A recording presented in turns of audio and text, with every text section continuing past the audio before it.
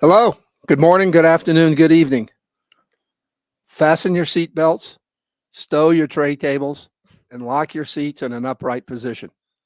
This is another exciting adventure as we take flight on another Tech Tuesdays, a joint venture between South Florida Tech Hub and the Owwll App.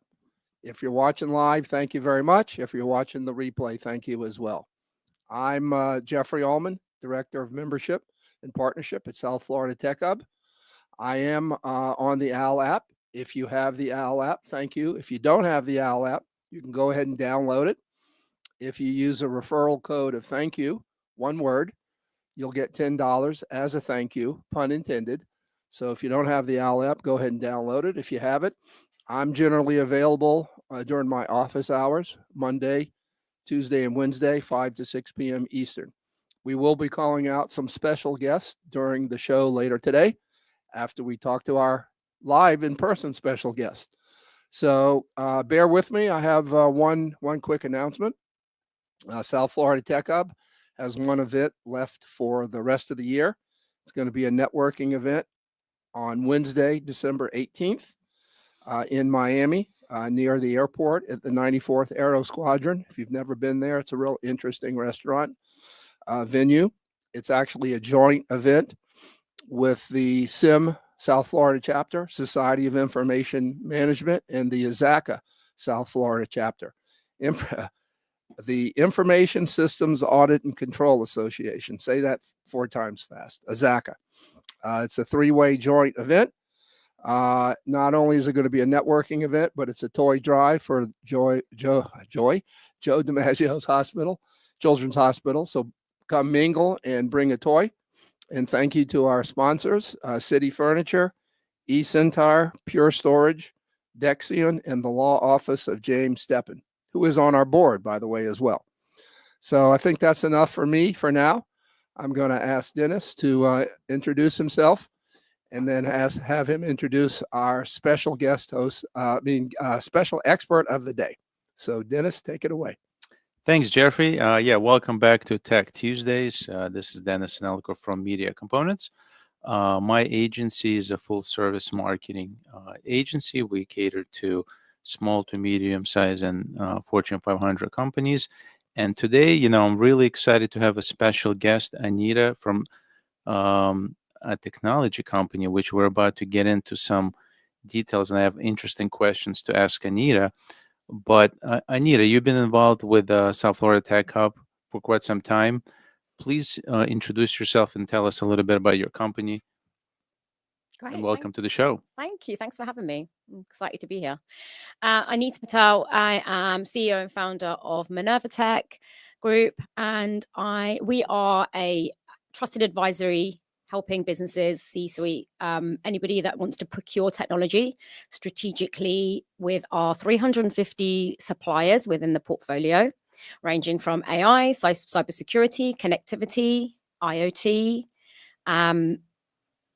anything technology, to be honest. So anyone that needs to procure technology and have some informative decisions around that procurement process, we bring our strategically the greatest of the great cutting edge technology to the table, allowing, business owners, C-suite, CIOs, CISOs to really ensure that they bring the right solution to their business for effective planning, to implement their technology roadmap, and really ensure that efficiency and the right solution, and also obviously the main thing is cost saving, and to show a return on investment as well on the technology solutions as well. So that's great. So you're at the right place at the right time here with South Florida Tech Hub.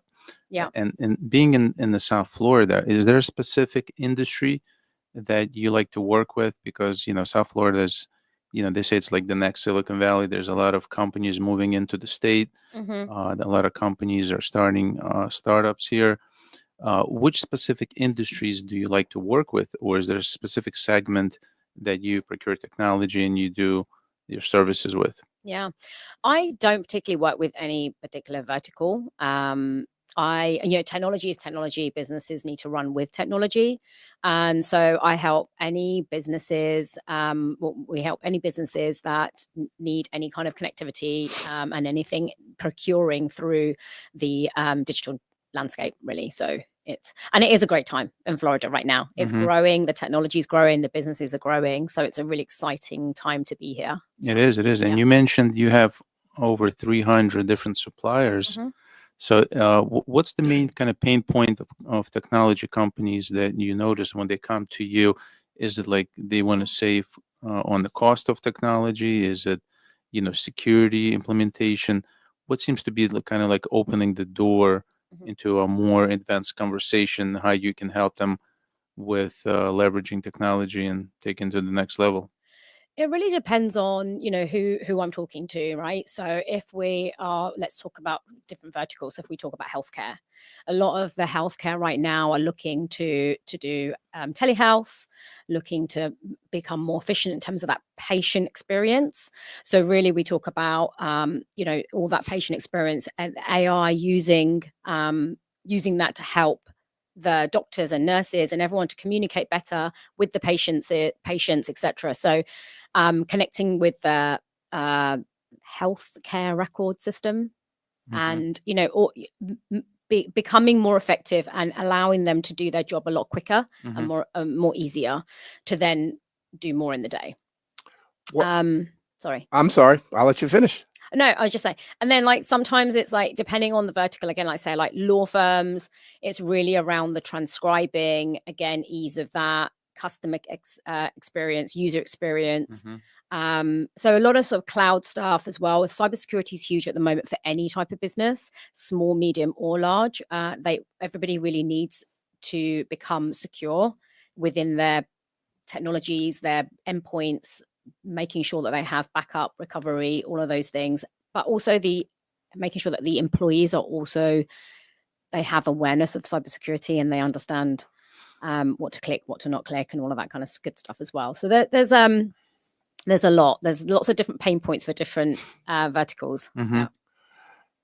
Didn't mean to interrupt, but I was going to ask a follow-on question from Denis. So you kind of indicated you're more or less cross-vertical. You support multiple verticals. You just kind of alluded to this.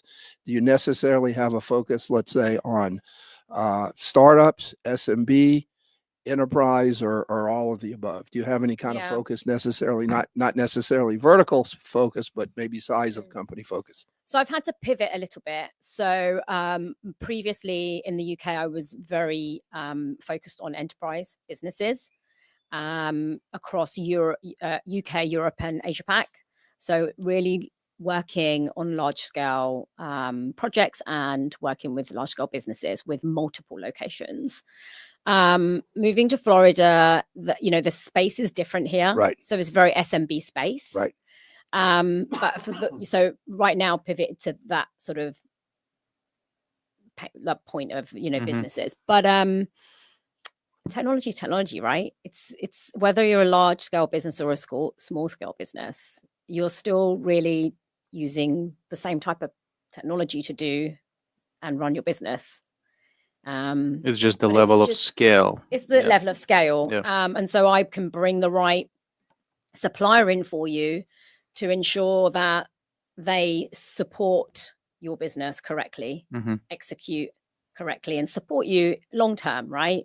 Along with all the right compliances for your type of business and size.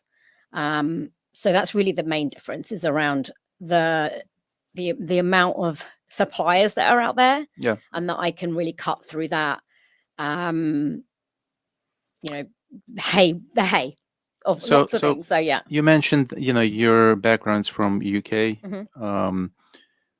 How does UK business culture as far as technology differs from United States? That's a good question, Denis.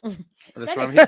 That's what I'm here for. I wish I'd thought of that question. So yeah, if we just take, for example, cybersecurity aspect, when we think of United Kingdom, I'm almost thinking about James Bond and CIA versus MI5 or whatever. Right. But in reality, if we go down to the core of the culture of a country, how, if you would compare the security of England versus United States, how would you say they're different? When it comes to technology orientation and security. So cybersecurity is cybersecurity within a business. The implementation and the things that you need to do is the same technology-wise. Compliances will vary with the UK and the USA. Obviously, the laws and things like that. We have in the UK, there's a lot of GDPR, things like that you need to think about. Right. So really, Anita, I don't mean to interrupt. I know what GPDR is, but there may be people in the audience that don't know what that is. Yeah, you might so want to explain what that is. It's the security of data and making sure that when you have data within your organization, who you give it to and who you can give it to and who you can't and things like that. So it's that. Here, there is no laws around who you can call, where you put your data, and how much you can give out as a company, right?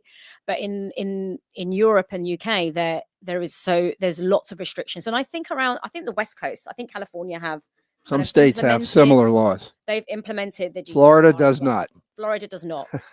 So the difference really is that the UK is one entity, right? So the compliance and the rules and regulations is all across one country and pretty much across Europe as well. Here in the US, it's very different, where if you have different companies in different states, you really have to consider the compliances and the rules and regulations. Good point. State. Technology is the same. It's just making sure that you're applying the right business and the compliance for that as well. So that, to me, that says that, England is more compliant. It could be more secured from the human element. People would make less mistakes if they know it's very strict protocols for security versus in America, each state has its own laws and people are more relaxed, you would say, here versus England? Definitely a lot more relaxed here. But I think that it's easier to manage in the UK. We're a smaller country, less people, less businesses. Here in the US, I mean, Florida is probably the size of the UK. So, the scale is, you can't really, it's very different. Yeah. So it's, Okay, that answers my questions. Yeah. So, based on what you just said, the Owwll population has a lot of, I'd say, solo entrepreneurs, SMB market. So in addition for you being the CEO and selling yourself, I always like to ask other businesses, do you have a partner program? Are you looking for other solo entrepreneurs, other small businesses, maybe not in your area, that might have their downstream customers be able to leverage your business? Are you interested in working with them, and do you have any kind of program to facilitate that? Yeah, absolutely. So currently the trusted advisory movement is huge right now across the US.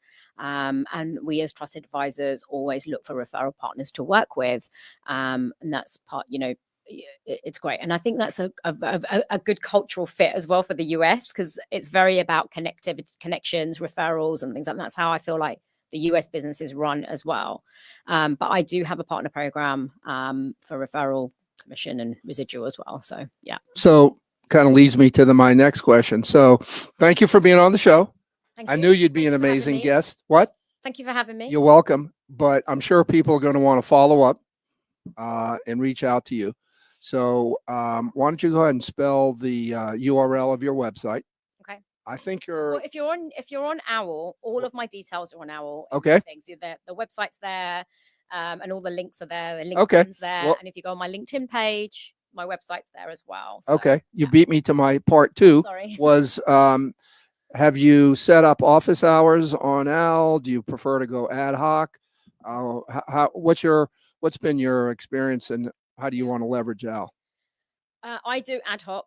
When I'm traveling in the car, I put myself available and whenever I can, really, and just in between meetings and things like that as well. I haven't at the moment got dedicated hours. Okay. But yeah, who do you want to connect with? Like, because you were talking about partners, any specific business you want to connect with, or organizations?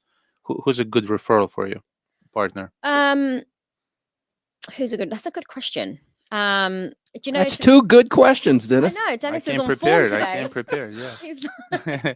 Well, I know technology companies you work together, so that's kind of where I'm leading it. Because consultants, legal, lawyers, or IT staff inside the company. Like, who do you kind of get referrals from?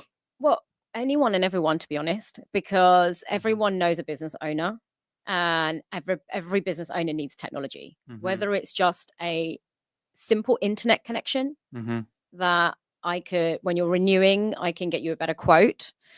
Whether it's just a simple, no, it's not simple, but whether you want to just ensure that you've got everything set up correctly within your business, for penetration testing or vulnerability testing, I can advise on that.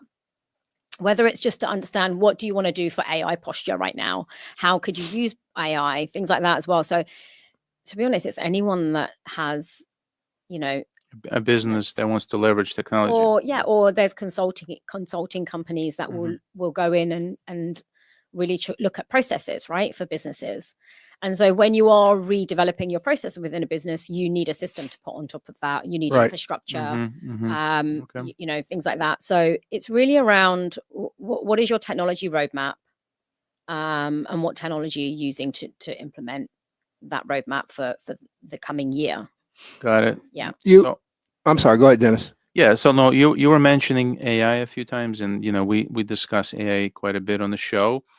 Since you mentioned, what companies might be looking for is how to leverage AI, because everybody's talking about AI.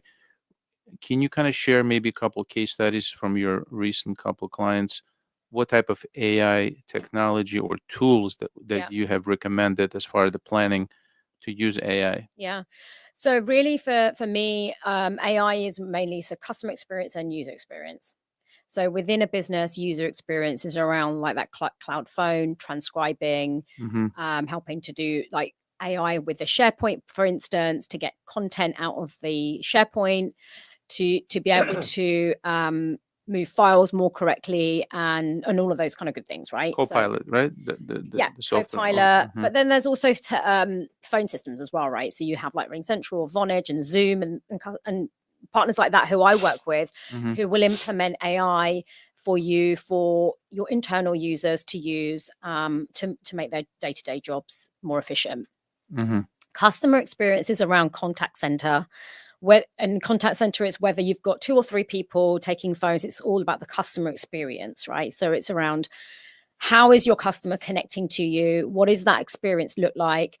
What information does the customer get before they even speak to someone? Can you reduce that time?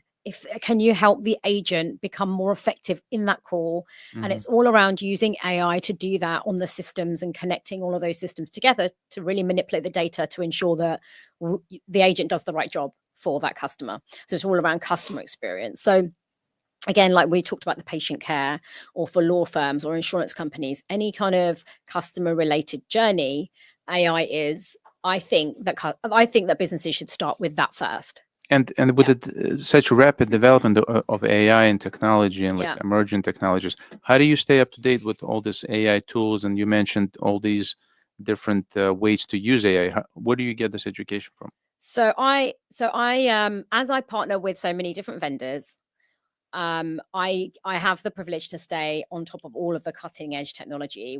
I go to a lot of tech conferences. All of my suppliers. You do. I follow you on LinkedIn. You go to a lot. So I do. Kudos to you for that. Always learning, and my technology distribution support team are always up to date with all of the technical advances that are there. And I work with a lot of niche companies as well. So it's not just all the big players out there as well. So yeah, I mean, we just get so much information, and we know what's going on. So they have and are building out lots of user cases the whole time. So if I was to meet a business, I can always go out and find a user case for that particular vertical or business. And we just share, all the trusted advisors, all the suppliers, we share a lot of information. And so, yeah, it's just always learning. Yeah. Just always be on the spot. But Okay. it's something that we get. I'm lucky to get that information, because if you are going out to procurement for your business, you're not going to get that information. So it's only the trusted advisors and people like me that will be able to hold value to that info to provide that for you. Yeah, it's important to stay on top of the trending technologies, because it definitely shows the companies that you're on top of your technologies, because if you know what came out last week as far as new AI tool or what's been in the news, And also, just to also understand where suppliers and are within their implementation or their support as well. We understand all of those things as well, right? So it's not just about the technology, but it's about the execution of the technology as well, and the ongoing support. And I really get a view of that with that. And because I'm part of the channel programs, these big suppliers like the Zooms and the AT&Ts and the Comcast, they have a specific channel program for me and the trusted advisors that we tap into really great resources, and I bring those resources to the table, and it's no charge to the client. Right. So really, we're conduit to resource as well. You just said something that's really kind of very different, and I don't want to pry into your business model, but Okay. I think it's relevant. So you don't actually charge your customers, you're paid by the vendors that you bring in, correct? Yes. So effectively, there's no charge to your customers for your service. Absolutely directly. correct. So that's a different model. Yes. That's kind of a unique model. And I'm agnostic to the market, right? So I'm not a salesperson from a particular vendor selling. Yes, you are. You're always selling yourself, and you do a great job. But I'm selling solutions, right? There you go. I'm not selling a particular product from a Correct. particular vendor. Correct. So salespeople are always there for, I think it's like an average of 14 months that salespeople are there. That's it. But when you come into a company and you do an audit and you do the discovery, doesn't that take your time, or you factor that into your kind of quote at the end to do the audit, discovery, the implementation and recommendation? So really, I mean, like you said, you mentioned before, like there's a company, they'll have a pain point, we'll understand like what business function do they need to make more efficient. And really, because I'm learning and knowing what's out there, it's very quick and easy for me to know what solutions to bring to the table. We can bring out of the box solutions as well. A lot of the time, a lot of the clients will kind of know what they want, and so we can delve into that, and we can bring the right solutions engineer to come and bring an agnostic solutions engineer on the table to bring that as well. You connect them to your channel partner, your the solution, the IT solution, and then they come in and they basically do what needs to be done. Yeah, and I run through that the whole. I'm there hand holding the whole got it. time Makes as well. Sense. Makes sense. Yeah. So before we do our first call out, I want to completely shift gears. Okay. So I grew up in Savannah, Georgia.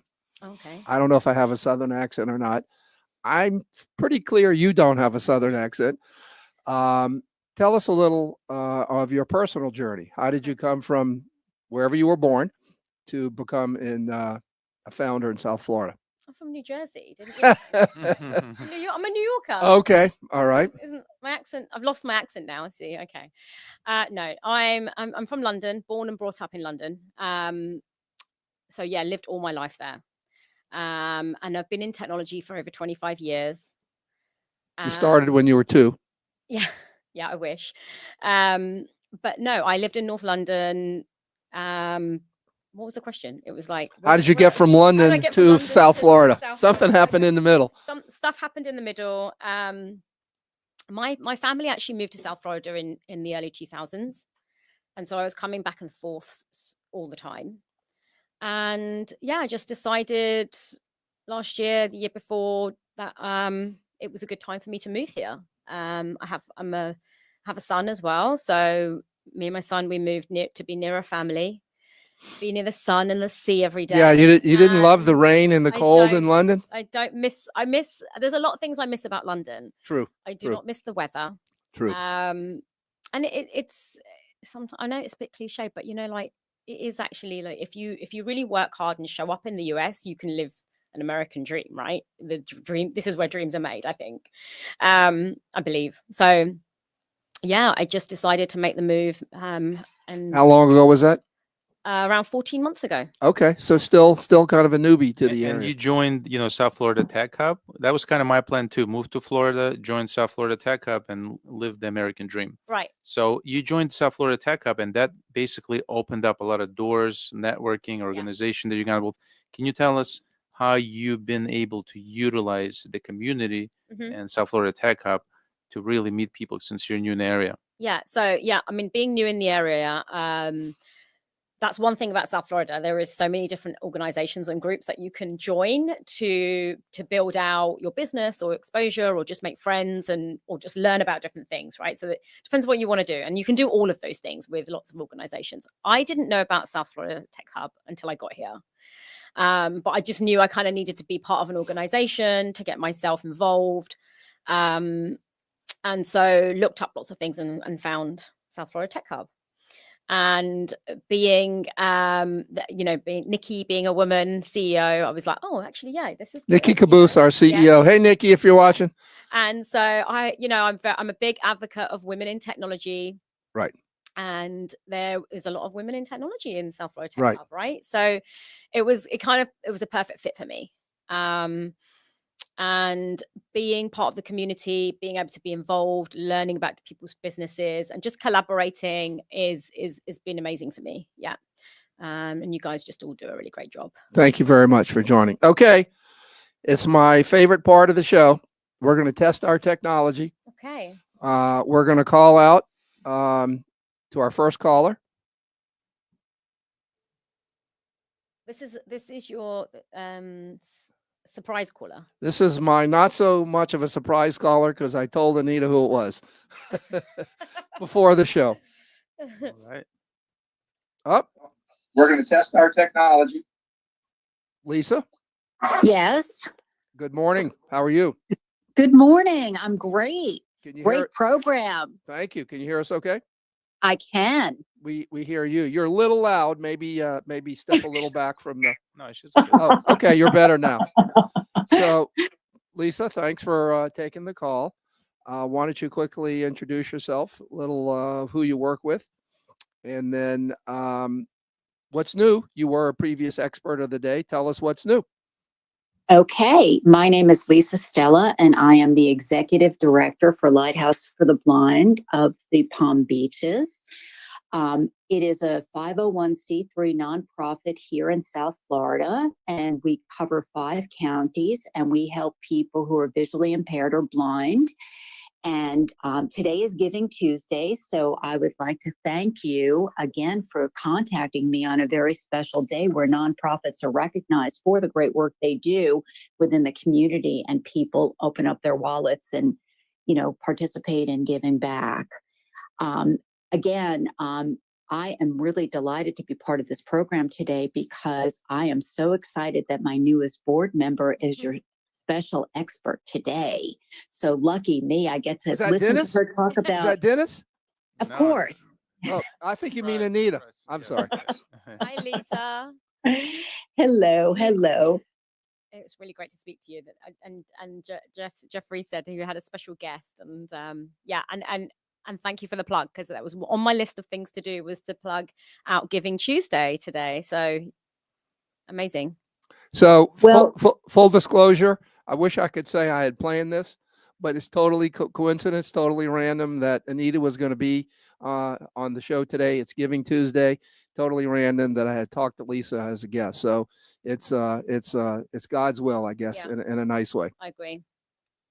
So Lisa, speaking of Giving Tuesday, if someone wants to become involved with Lighthouse for the Blind, what's your URL? Do you have office hours on Owwll? What's the best way for people to reach out and connect with you? Well, the best way to donate to Lighthouse for the Blind of the Palm Beaches is lhpb.org. So it's lighthousepalmbeach.org, lhpb.org. Okay. And I don't have office hours, but when I'm in my car, it's the best time for me to chat with people from like 5 to 6 p.m. However, when I did turn my phone on, I got a surprise call from a gentleman called Coach Paul Litwack. And I was like, oh my goodness, as soon as I turned on my hours for today, I got a surprise call from him. So it was nice to chat with him and speak to him about how much he enjoys using Owwll and what the platform can do and how you can connect with people. So that was a nice surprise. So just wanted to share that. And also wanted to also share that what's really exciting about having Anita on our board is that people don't realize it. And I know, of course, the South Florida Tech Hub does, because we were recognized with a special award at the Golden Palms Awards celebration, Tech Doing Good. And we use a tremendous amount of AI in the visually impaired community for people to be able to navigate through life and be independent. So it's very exciting, and it's very exciting to now have Anita as part of our extended team. Thank you for having me, Lisa. It's a privilege and an honor, and it's unbelievable how much they do there at, Right. at Lighthouse, and the technology that they use, and just helping the visually impaired and the blind to just build and live a fully functional life, right? And it's all most of it is technology as well. So yeah, you guys do a great job there. So Anita and I were talking briefly. She's very active in the community. Talk about the other organization you're involved with as well, in addition to the Lighthouse for the Blind. Speak Up for Kids. And what is that So organization? helping kids in foster care, and just providing support. And so Giving Tuesday for both great charities would be amazing. So I don't mean to pry. Do you have a personal connection there? Do you know someone that was in the program or in foster care, or how did you become involved with them? I'm just curious. I was asked to be on the board, Okay. again through the technology, and just helping and supporting. So yeah. Do you have any questions based on what we talked about earlier, Lisa? Actually, I don't, because as you know, Jeffrey, you and I have a history because we worked at IBM together for years. So 150 years ago, we worked together. But I'm just really excited that moving forward, technology can be looked at in such a positive light, because it does so much for people with disabilities. Yeah. So I'm just really excited to have Anita on board and really engage her more in what we're doing, so she can share with the extended community all the things that we can do and how technology can be a connector versus a disconnector. Yeah, it's all about building awareness and getting that word out there to all the technology companies, to ensure that they implement and help, around Right. anything, websites, the whole lot, right, Lisa? So it's just everywhere we can. Absolutely. Yeah. Any thoughts, questions, Denis? So if somebody wants to donate to your organization, what's the quickest way to do that? Is that a question for me? Yes. Yeah. On the website, it would be lhpb.org.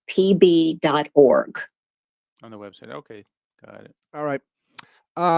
Lisa, great to talk to you as always. Again, full disclosure, I've known Lisa for at least 20 plus years at IBM. So thanks for, and Lisa's also very active in the community. So thank you, Lisa, for everything that you do. Thanks for taking the call, and more to come. Thanks, Lisa. It's my pleasure. Thank you so much for including me in this with this special expert who is I'm very fond of. And also, thank you again for everything that you do for our tech community. And I am very excited too, because we have been chosen to be part of the South Florida Tech Hub Innovate publication. So I can't wait until that's published next year. So yeah, congratulations. That's a special book for a very select few organizations. It will be published next year, and maybe we'll have a Tech Tuesday launch party for it. That's nice. good. That should be interesting. Anything else, Lisa? Parting thoughts? That's it. Just have a wonderful holiday season, and I look forward to seeing you all soon. All right. Thank Thank you, Okay, Lisa. Bye. Bye-bye. Thanks. All right, awesome. So Anita, Lisa mentioned, there's quite a bit of AI technologies to help the blind or disabled people. What specific technology is it used? So lots of like a things device around or- well, lots of devices are converted. I mean, not AI, but lots of things are converted so that they can feel, or like different things like that, right? To Mhm. touch, if they're visually impaired. But the other Mhm. thing is around converting technology using AI to do speech, for instance. So websites and things like that for speech, so that people can, communication and all of those kind of things. So where if you're looking at something, if you're looking at a website, you can convert it and it talks to you basically. So you can hear it. Yeah, I things like that. mean, So there's lots of different things. I mean, I've just got involved in the organization. I was blown away in terms of when you go there and you see all the different things that you take for granted every day that we just do as the changes that happen around the house, and how they support the people that come to the center is incredible. And a lot of the funding, is it funded by the government, by like different Medicare programs, or who actually So they're funds? a non-profit, so it's a charity, and so it's donations and all that kind of stuff. Maybe some government funding. We should have we'll call Lisa back. Yeah, and we'll get more call info. Lisa back. Yeah. That's a great question, Dennis. Yeah. I mean, like, let's say I have a disabled child and they need devices. Do I have to pay out of pocket, or is there programs that people can apply for? I don't actually have the answer to that question, but Great I question. do know that the Lighthouse will support that as well, and they do lots of great workshops for groups and things like that. So it's really great. Probably government programs out there for. There are government programs and all sorts of things. I'm certainly no expert, but I think it's a combination of everything you mentioned. They get some government grants, and there's also they do look for donations. Yeah. They do have a large volunteer program. Yeah. Yeah. They're very much involved in the community. They've been around a long time. They predate a lot of this technology, so have a long history. Unfortunately, blindness has, I guess, been with us since time immemorial. Yeah, I don't know the numbers off the top of my head, but the numbers are staggering in terms of like how many people in the next 5 to 10 years will be visually impaired. Yeah, it's shocking actually, and I think it's probably because we look at a lot of screens and things like that as well now, and it's actually scary, the numbers. And it's it's just the way more and more people get diagnosed with autism, so that's a disability. But coming from my business side of things, lately we've been also upgrading a lot of websites to make sure they're ADA compliant. Right. So we've been restructuring some websites in order for the blind device helpers to be able to read the websites and convert text to speech. So I know in the past like 5 years, the ADA compliance has been staggering up. So we've been busy with that. And it's also a new law. Each website has to be ADA compliant, or you'll get a letter from a lawyer saying your website is not ADA compliant, pay up. Actually, Lisa and I were talking about that, and it's a great point. I think there are government grants to help for-profit companies convert their website. So that might be a good thing to follow up with Lisa, and then maybe your company can actually do the work. That's what we do. Yeah, we make them ADA compliant. Yeah. So it looks like we're gonna call another Owwll member. We're gonna try. So this is the other. This is Renee. So I met Renee through Al. We were talking a lot about the importance of relationships. I think not only personal, but for business. So Renee, is that you? It's me, yes. Good morning for you. You're in California, yes, right? It is good morning for me. So this is Jeffry Ullman. Thanks for taking the call. Absolutely, my pleasure. We're on Tech Tuesdays. Why don't you introduce yourself? Tell us a little about what you do and your company, and we'll ask you some questions. Great. Well, I'm Renee Reich, and I'm a transformational coach and women's empowerment leader and coach. And I'm really dedicated to helping women who were taught to be seen and not heard to find their authentic voice. And it's really based on my own experience of losing my physical voice, and years later learning that it was the metaphoric loss of my voice in life that I really believe manifested physically in my health. So thank you for that. What are some of the services, or I think you told me you'd written a book. Why don't you mention that and some of the services you actually, can provide? Yeah, thank you. So I did write a book, and it became a 4 times #1 bestseller on Amazon. And interestingly enough, I don't really think you know this, Jeffrey, but this book has been a bestseller over this weekend. It went in the bestseller category again. Yay. Came #1. Yeah, thank you. It was really cool. I was taking screenshots. I'm like, whoa, this is great. So it's a great gift. It's a gift for yourself, a gift for others. It's a powerful, easy read, and it's got exercise in it. So it's a workbook within a book. It's called Finding Your Voice, Unlock Your Chains, and Unleash Your Greatness. So that's what it is. You can look it up under my name or under the title on Amazon. And it's really a great guide because it meets you wherever you are, whether you're CEO of your company or wherever you are in life. It doesn't matter because it really is for everybody. And it, like I said, it meets the person where they are in their life, wherever they are. If they're struggling with something, even if they're not, they're going to go to the next level of their life. It's really something that can empower you and impact you in those you love in a great way. So one of the things I wanted to mention is the way we met, Renee, is through Owwll. Yes. And you are in a completely different area than I'm in. But we were talking about this through networking with Owwll and without Owwll. We all meet typically a lot of people in a lot of different areas. So we were talking earlier with Anita about her partner program, referrals. Yes. We didn't specifically talk about this, but yes, people buy products for their businesses to solve problems, but they also buy hardware, software, services for people they know and for people they've built relationships with. So Renee and I were talking about, even though we're in completely different areas, there may be people I know that can use her services, and she will come across people that might be able to get involved in our services. So I thought that was an interesting point you made, Renee. I agree. And it is like you and I were talking, it's about relationship marketing. Forming the relationships. And if it wasn't for Owwll, we never would have met. That is true. It's something it's very near and dear to my heart, is building those relationships, the authentic relationships, sharing your authentic voice. Like, where are you? And it's not all about the glitz and the glory. It's like the struggles that get you to where you are and overcoming them and the resiliency it takes. So, life is not all rainbows and unicorns. How do you get through the difficult times, and how do you find that voice within and come out on the other side of it?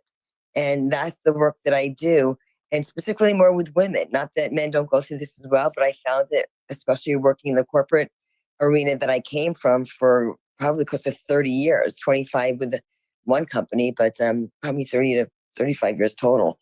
And it was really an interesting journey, and in losing my own voice and realizing how many others don't speak up, or are fear of judgment or their own limiting beliefs of what will people think, and living their life for what others expect of them rather than what they really want.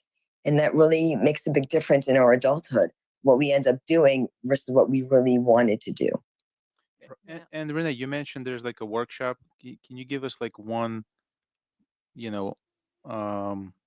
item from the workshop we can try today to kind of improve ourselves? Yeah, it's really finding your voice, the vulnerability to list areas within your life where you are vulnerable, where you're not really speaking your truth, where you're kind of hiding behind the mask of who you are because you're afraid of what other people are going to think. And just start making a list of those things, because I created the voice blueprint. It takes you from vulnerability to empowerment. And you can't just say, I want to be this. I want to be more confident. I want to already make the money. I want to do all this. Yeah, we all want that. But how do you get there? And that's why I created the voice blueprint, because it takes you along that journey.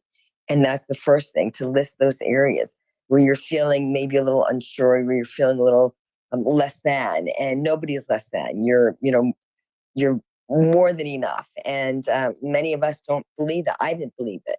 And that's where I ended up losing my physical voice, because that voice that I lost from my own self-esteem, my own confidence, as being knocked down in different areas as I was growing up, not realizing I was being knocked down until I was able to stand up. That's great. Thank you. Oh, Thank you. That really resonates with me, actually, Renee. So nice to meet you. I'm Anita. And I think you're right. Not just being a woman, but if you're brought up in different cultures and things like that, sometimes you have limiting beliefs around your voice. Not, I think for me, I was brought up in a very strict Indian culture, and it's very different. And then also being in technology as a woman, of color, and all of those things were challenging. And so you sometimes don't know whether to speak, whether not to speak, what people are going to say. The judgment is there all the time. Huge. It's huge. Yeah, all the time. And I feel you have to work on yourself a lot as a woman in any type of field, not just technology, to be able to have confidence around being seen and heard, and really stand your ground for what you stand for, right? And your opinions and all of those things. And it's really important, but it comes within. So Absolutely. and That's why I've dedicated the work within. I do. Yeah. Why I've dedicated that to helping women. They were taught to be seen and not heard. Right. And so they're afraid. They have that fear of judgment. What will people think? And who am I to say something? I'd rather be quiet and silent than speak up, even though it's fear. Total fear. Yeah, fear. Fear of judgment, it's people pleasing. Yes. It's no boundaries. It's all of those. It's, and the confidence has been knocked down again and again. Yeah. And mine was so knocked down that even though I was taking care of multi-million-dollar teams, it was my own confidence within that I didn't speak up. I just did what I was supposed to do. Yeah. Do everything, overdo, and people please, and make sure that everybody was taken care of. Yeah. It was everybody but that girl in the mirror. And I didn't even have myself on a back burner because it was always doing for others, but never being me. Yeah. No, I think until I didn't have a voice. I didn't speak up until I didn't have a voice to speak with. Yeah, it's really important to pave the way as well for younger generation coming through and making sure that it's all within and they work on themselves to be really confident within themselves. Yeah, absolutely. And it's funny you talking about the confidence. That's the C in my coaching program. So it's vulnerability, owning your voice, setting the intention, inspiration, and igniting that flame from within, the courage and confidence and the empowerment. So it really is, I guide women on that transformative journey to discover their own self-worth and their own confidence. And that's what I do. That's what I'm focused on in workshops and trainings. And we can do it at any age. That's the other thing as well. Oh, 100%. Any age, once you have the awareness and you want to work on yourself, I think that's the key. And any stage in life, we can do it. Exactly. That's why, it's a tailor-made program that I created because it's what I needed when I really wasn't doing that. And what kind of service did I need? What kind of help did I need? And that's why I wrote the book, and that's why I created the Voice Blueprint, because it meets people where they are in their own journey of finding their own voice, and what that means for everybody's going to be a little bit different. Amazing. That's great. Renee, thank you for the call. Appreciate it. Absolutely. Have a great day, and we'll stay in touch. Thank you so much. I look forward to it. Talk to you later. All right. Bye-bye. So Anita, you work with 300 plus, vendors and suppliers. I'm sure you have so much valuable tips and tricks based on each one of those companies. Have you ever thought about maybe starting your own, like a newsletter or a podcast or even like a video YouTube channel where you can review some of the technologies or educate viewers, because it sounds like you have a lot of connections in the technology space. Yeah, I do. And like, have you been reading like my notes, or do you know what's going on? I'm a mind reader. He's a mind reader. Yeah, absolutely. So I am actually going to hopefully starting a newsletter next year. So just building that up now slowly. Because I always feel like newsletters need to be of value and short and sweet, rather than like these long things that come out and everyone just deletes them every week. Like we're all, we all do it. And then myself and another trusted advisor who's in North Carolina, we are working on a podcast right now. And so women in technology, and also giving our audience tips and tricks around cutting edge solutions, maybe bringing in vendors and different things. So it's funny because we always have these great conversations. And then one day we're like, I'm sure somebody would want to listen to our conversation. We're just, because we're spiritually connected as well. So I'm very spiritual. I love like health and wealth or not health and wealth, health and like wellness. Yeah. And so we were talking about all sorts of things around technology and life in general. And women and what kind of stuff. And so we were like, we should do a podcast. So we are working on that as well. So yeah. Awesome. Yeah. Looking forward to that. Thank you. Okay, great. Do you have a name for the newsletter, name for the podcast yet? I do, but I can't tell you right now. Okay. All right. It's a surprise. To be determined. Yes. I wanted to ask, you kind of alluded to this, of being a woman founder in basically a man's industry, technology. You talked a little about that, but maybe to follow on Denis's question, have you noticed much of a so I have a question in general. What are some of the issues you've encountered? But have you noticed any difference, let's say, from the UK experience versus the US experience being a woman founder? Yeah, actually, I have. I think the British culture is very different, right, to the US. I think in Britain we are a lot more reserved. We have a lot more rules and regulations and different things. So it is. I feel like it's harder actually to be there as a woman In the founder UK? In the UK, Okay. yes, and to get in front of people, business owners, and things like that. It's very kind of high walls, locked doors. It's really, really tough. And then obviously being a woman, it's even tougher. In the US, it's a lot more relaxed. It's a lot more open door. You know, we can get in front of people, we can talk to people. There's a lot more collaboration that goes on here. The mindset is very different to the UK mindset as well. And so it's a lot more joyous to do business here. And yeah, there is big difference. Yeah. I mean, in corporate, you're always going to get the political thing as well, right? But again, and the other difference is because UK is so small, there's not as much business, right?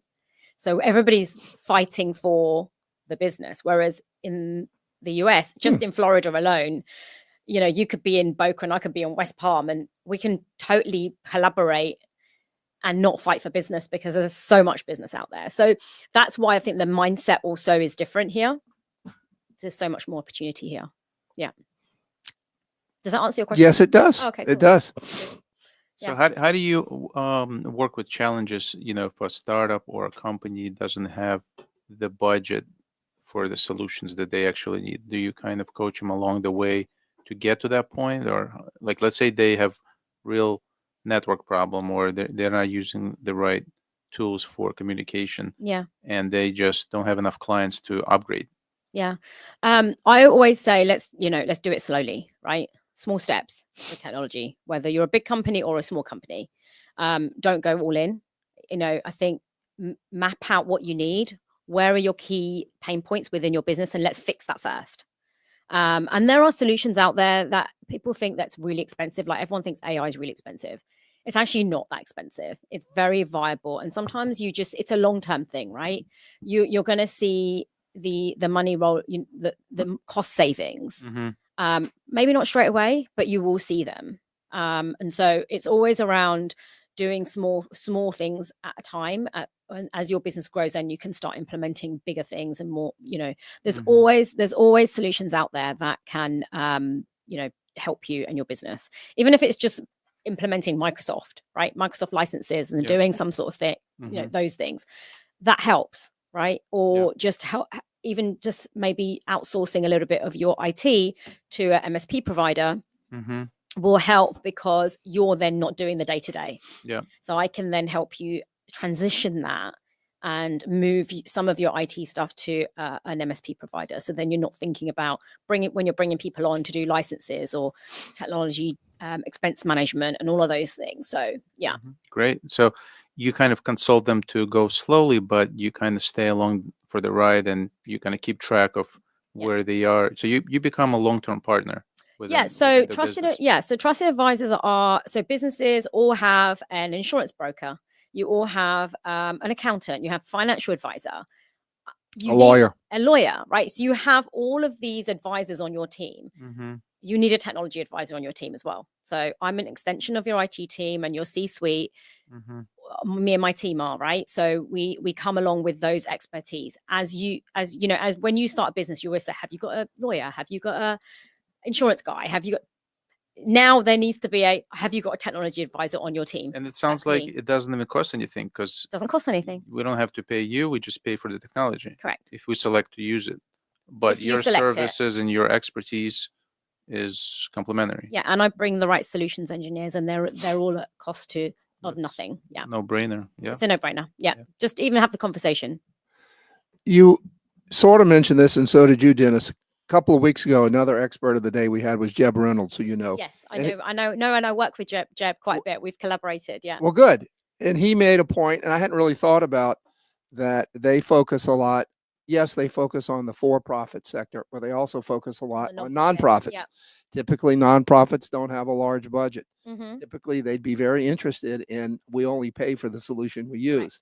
Do you work much, or have you tried to focus on that area, or what's your relationship with that vertical, so to speak, nonprofits? So with nonprofits or with Jeb and No, the with MSPs? nonprofits. Okay, so Sorry. sorry. Or both. Or both.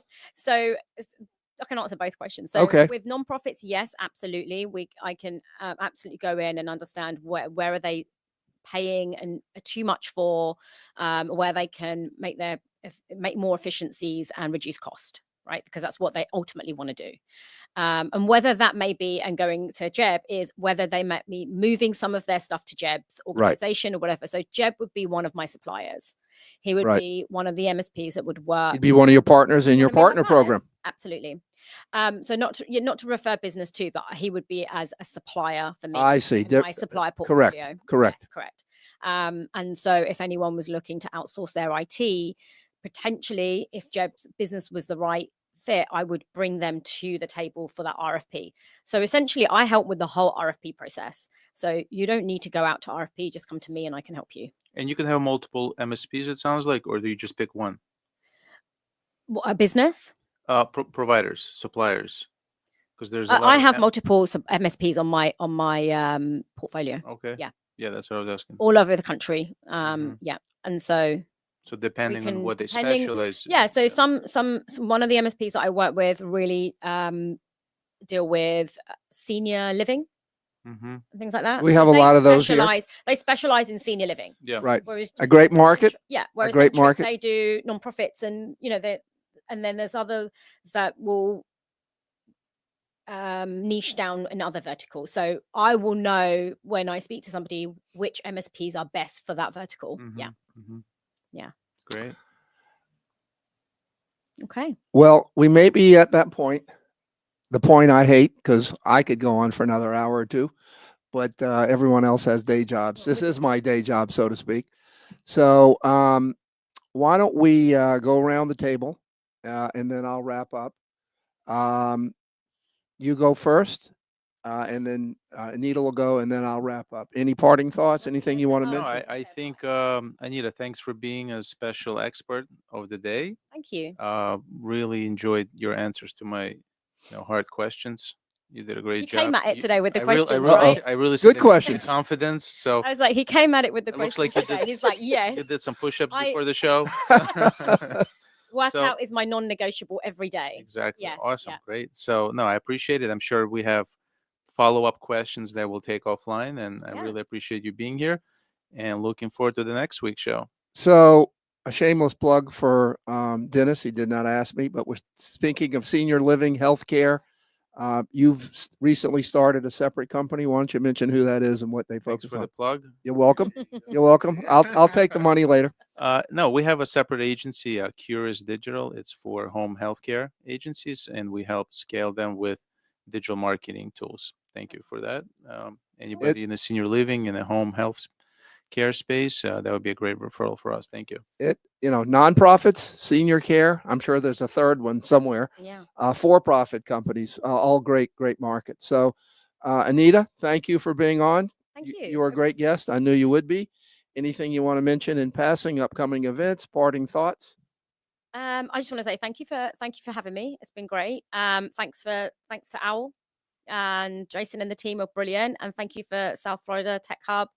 And you guys are all amazing as well. Thank you. And then parting is Giving Tuesday. I just want to say that again. So Giving Tuesday today is all about giving. It's worldwide, and it's a day just to give.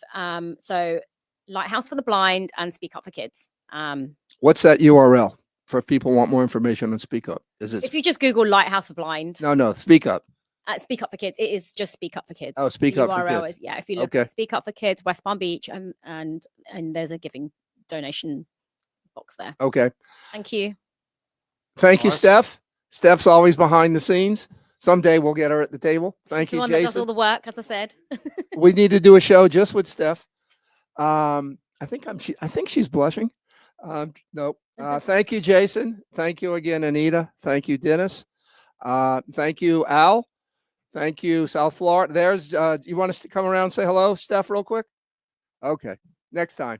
So thank you again. I've enjoyed it. We'll be back next week. If you watched us live, thank you. If you're watching the replay, thank you. And safe landings. See you next time. Bye.